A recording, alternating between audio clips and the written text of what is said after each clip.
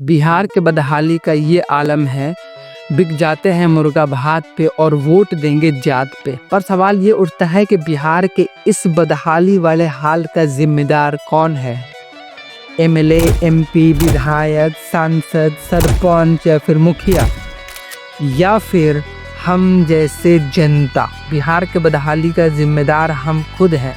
जी हाँ, आपने सही सुना। वो जनता जो नेता नहीं बाहुबल चुनता है, वो जनता जो अपने बच्चों के फ्यूचर को दांव पे लगा देता है सिर्फ इसलिए कि मेरे जात वाला नेता चुनाव जीत जाए, और फिर वही नेता चुनाव जीत के 5 साल तक अपना चेहरा भी नहीं दिखाता। बिहार में अगर कोई खड़ा होकर के बोले कि मैं रोजगार पे बात करूंगा, मैं रोजगार ठीक करूंगा, मैं शिक्षा की व्यवस्था ठीक करूंगा, मैं कानून व्यवस्था ठीक करूंगा, तो लोग सुन के बोलेंगे अच्छा बतिया तो अच्छा करो तरा तनी सब बतेबा कौन जात के हवा। अरे भाई, अगर आपने नहीं पढ़ाई करा तो कम से कम आप अपने बच्चों को तो उस लायक बनाओ कि वो पढ़ पाए। अगर नहीं पढ़ा रहे हो किसी भी कारणवश, तो उनको वोट दो जो पढ़े लिखे हैं। जिसको वोट दिया है जाकर के उसका गला पकड़ो कि मैं अपने बच्चे को नहीं पढ़ा पा रहा हूँ।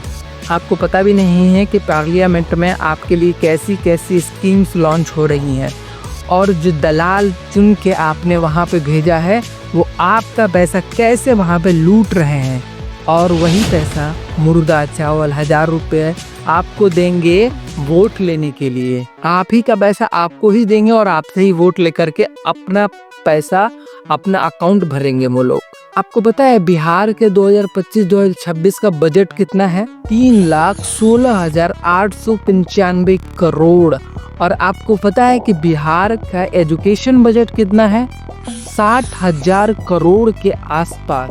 क्या आपको लगता है कि हमारे एजुकेशन सिस्टम में, हमारे बिहार के एजुकेशन सिस्टम में एक साल में 60,000 करोड़ रुपए खर्च हो रहे हैं? सोचने वाली बात नहीं है। क्या आपने कभी सोचा है कि आपने सोचा है कि 60 करोड़ रुपए खर्च करने वाला राज्य एजुकेशन पे आज एजुकेशन के इतने निचले स्तर पे है? जब सोचिए कि एजुकेशन पे ये और पैसा लगाते हैं, फिर इनको और कम बजट मिलता है तो क्या हाल होता। तो वो पैसे तो कहाँ जाए? भी इलेक्शन होता है तो हम 5,000, 1,000, 2,000 मुर्गा बात पे बिक जाते हैं, अपना वोट दे देते हैं। और किस नाम पे देते हैं? कि वो हमारे बिरादरी का है, वो हमारे जाति का है, वो हमारे समाज का है। और जब आपका वोट एक डील बन जाता है तो कोई अकाउंटेबल नहीं रहता है।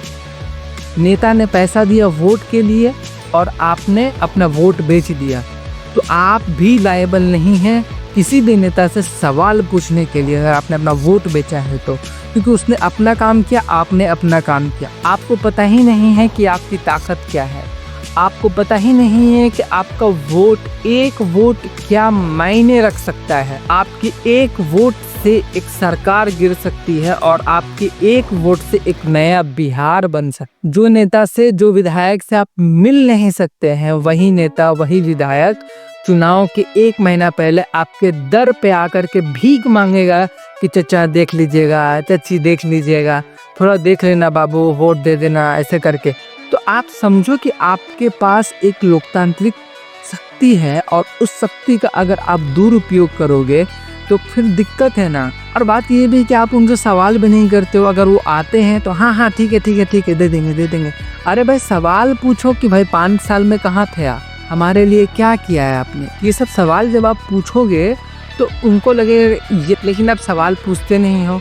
और जो आपको सवाल पूछना सिखाता है आप उसी से सवाल करने लगते हो कि तुम कौन जाति के हो, तुम क्यों बता रहे हो ये सब चीज़। मैं कोई गुस्से में वीडियो नहीं बना रहा हूँ, लेकिन मैंने एक इंटरव्यू देखा। आप उस इंटरव्यू में पत्रकार वहाँ की जनता से पूछ रहा था कि आप किसको इस बार वोट देंगे, और जो एज ग्रुप थे वो 40 to 60 प्लस के एज ग्रुप वाले लोग होंगे। किसको जिता के भेजना चाहते हो? तेजस्वी सर ज़्यादा तेजस्वी का ज़्यादा है, तेजस्वी का ज़्यादा है। किसका माहौल है?